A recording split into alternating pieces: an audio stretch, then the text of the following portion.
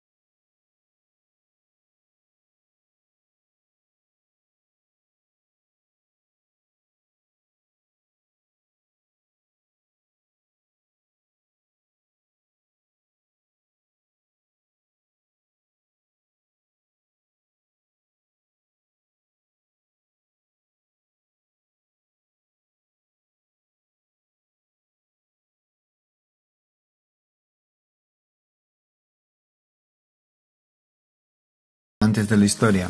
Soy Federico Romero y esto es Roma Incógnita, el nuevo espacio que Cliófilos ha creado para hablar de los aspectos más desconocidos y curiosos de la antigüedad en general y de Roma en concreto.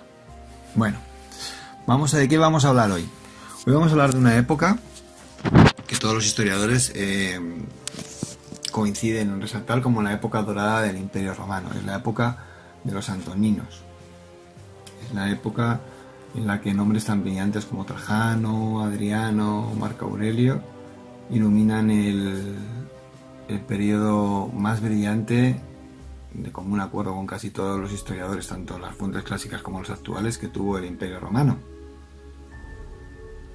Sin embargo, no fue un periodo en el que todo fue luz y esplendor. También hubo episodios oscuros, también hubo sangre, también hubo guerra, también hubo hambre, también hubo epidemias, también hubo persecuciones religiosas. Y de vez en cuando creo que es necesario que hablemos de ellas. Más que nada para dar una visión más completa, no romper, dar una visión más completa de lo que fue ese periodo. En este caso vamos a hablar de Adriano, un emperador muy admirado, incluso hay páginas dedicadas a él en la web y en redes sociales, tanto en España como a nivel internacional. A mí personalmente no es de mis favoritos, si se pueden tener favoritos o no favoritos en este tipo de cosas, pero sí que hay que reconocerle su mérito. Fue muy trabajador, fue el emperador viajero, hizo mucho, cambió la política radicalmente con respecto a Trajano. Se volvió mucho más conservador, se dedicó más a conservar lo conseguido que a ir más allá, como hizo su antecesor en el puesto. Y vamos a hablar del momento más delicado para un emperador, porque todos han tenido que pasar, incluyendo Adriano. Claro, es el momento de llegar al trono. Primero, de conseguir llegar al trono, y segundo, el segundo año es el momento en el que un emperador es más vulnerable, porque todavía no ha demostrado si es capaz o no es capaz de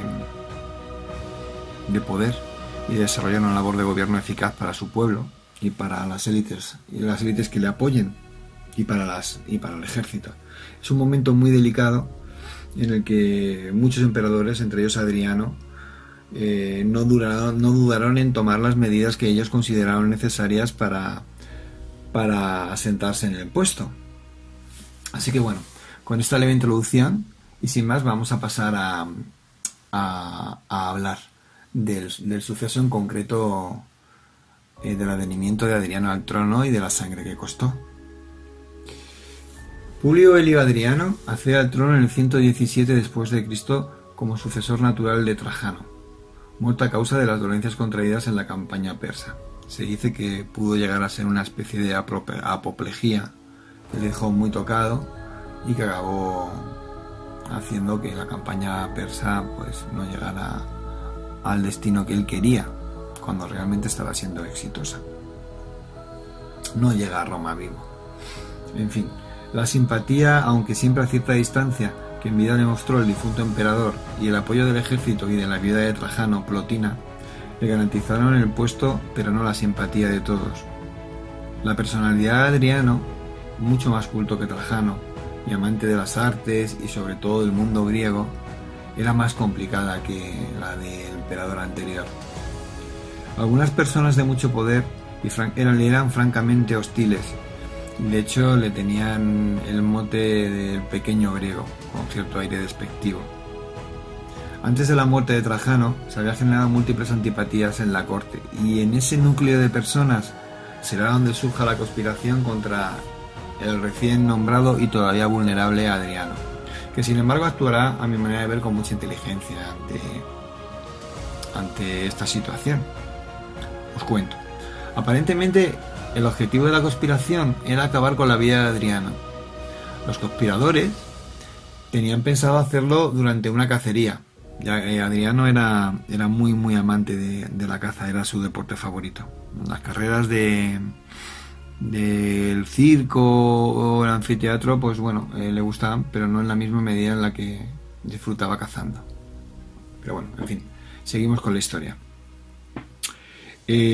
Los conspiradores tenían pensado acabar con el nuevo emperador durante una cacería, pero el prefecto del pretorio, que en ausencia del emperador gobernaba Roma, descubrió la conspiración, ejecutando a todos los implicados sin juicio previo. Aquí nos topamos con la primera irregularidad.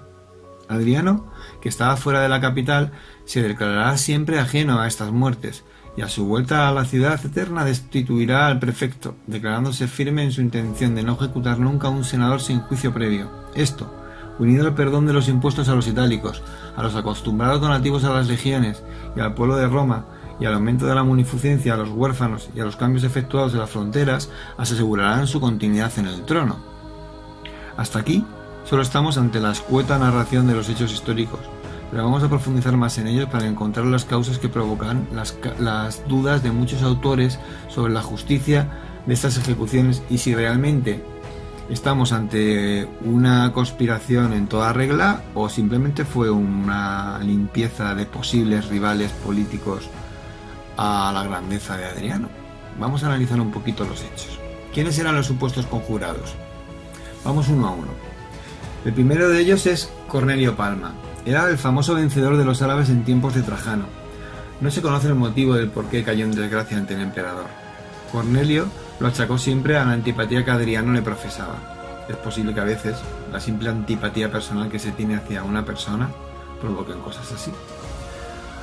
Lucio Quieto, junto a Palma, eran los dos mejores espadas del imperio en ese momento. Había sido trasladado de Palestina a Mauritania y privado del gobierno de esta provincia, al parecer por las intrigas que en ellas había urdido. Ya se ha quitado a dos peligrosas espadas de su camino. Publio Celso, consular romano, debía prestar el apoyo político a la conjura junto al siguiente personaje que vamos a tratar, que era Avidio Nigrino, otro importante cónsul romano, que según Espartiano habría sido nombrado como sucesor de Adriano. El problema era que Adriano tenía unos saludables 40 años y era muy posible que a Nigrino se le hiciera demasiado larga la espera. Si os fijáis por los personajes, lo que hace es descabezar en el imperio a las dos mejores espadas y a las dos figuras más brillantes del Senado. Así se quita toda posible oposición. Al parecer, los espías de los dos prefectos, Atiano y Sulpicio Semile, descubrieron la trama y ejecutaron de inmediato a los conjurados, sin juicio previo, como he explicado antes. Como hemos explicado, Adriano se encontraba fuera de la capital, y cuando llegó a Roma, hizo creer que había perdonado a los detenidos. Licenció a los dos prefectos y renovó al senador la promesa de que no iba a volver a ejecutar a un senador sin juicio previo, es decir, se está tranquilizando a una institución que le podía haber dado muchos problemas. Y reconociendo de una manera implícita que se habían hecho mal las cosas. Adriano, que era una persona bastante inteligente y bien asesorada, sabía que algunas personas podían conspirar militarmente contra él y quizá por eso le pareció necesario comenzar su mandato con 4 asesinatos. Llamémosle asesinatos porque es lo más probable, de los que Adriano se reclamó siempre inocente. Al quitarse esos 4 importantes senadores y competidores, que además tenían puestos de mucha influencia, pensemos, Cornelio Palma era el gobernador de Siria, Avidio Nigrino el de Dacia, Publio Celso y Publio Celso por otro lado, y luego está Lucio Quieto, que era el gobernador de Judea. Reunían bajo su mando importantes fuerzas militares que podían haber utilizado para alzarse contra la autoridad imperial. Según Elizabeth Speller, el verdadero motivo de su muerte era que habían sido ilustres militares y leales a Trajano. Los asesinatos se ordenaron sin un acuerdo entre los senadores y el emperador, lo que causó un distanciamiento entre ambas instituciones. Este hecho constituye uno de los puntos de inflexión de las relaciones entre el Senado y Adriano, que impulsó una política dirigida a ampliar la base de apoyo del emperador, estimulando el contacto de la administración central con las élites provinciales. Ello iba claramente en decremento de la capital y de su Senado, que perderían su hegemonía nunca discutida con anterioridad. En cualquier caso, es necesario decir que Adriano fue, junto a Octavio Augusto y Trajano, uno de los emperadores romanos mejor valorados por el pueblo romano, recordándose a la dinastía antonina como la protagonista del mejor y más próspero momento de la historia de Roma. Eso sí, con sus momentos oscuros, como todos, no lo olvidemos. Bueno, pues hasta aquí hemos llegado hoy. Espero que os haya gustado y recordad que si queréis ampliar la información solo tenéis que acudir a mi web historiaromantigua.blogspot.com y buscar el artículo titulado La conjuración contra Adriano, trama real o un pretexto para eliminar el rivales del imperio. Un saludo, me voy a quitar las calidades que me están apretando un poquito y muchas gracias por la escucha.